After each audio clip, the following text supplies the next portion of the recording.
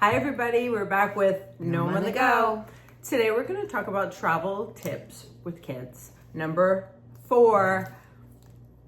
And the topic today is to check for passports and visas and the appropriate identification that you're going to need. I can't tell you how many times people have told me they've booked a trip and then they realize that their kids' passports expired. Yeah. And I think it's under the age of 16 when you go to renew your child's passport, it only renews for 5 years. Correct. So you want to make sure that you check their passports. Just booked a trip for my kids in the summer, and both my oldest two, their passport is good for 10 years, but my youngest, it's going to expire in 2026. You want to make sure that the passport has to be at least 6 months valid from the date that you're traveling. Yeah. Otherwise, you could run into some problems. And that's not there. good. No, Yeah. no. So.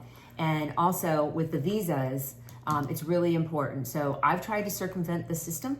I tried to get out of Kenya into Uganda, and I didn't have a visa. I just assumed I could get it at the airport. I had to miss my flight. Had to That's not good. actually, Yeah, it was an awesome. interesting situation with two of my closest friends.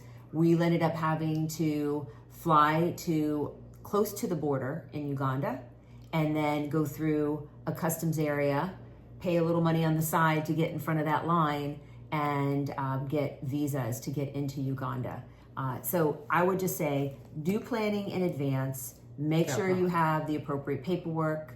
We've already talked about vaccinations, but that's important too for your children depending on where you're traveling. And make sure that you have updated passport and everybody has their ID and they're ready to go. Yeah, because that'll really be a bummer when you get to the airport and something's not valid.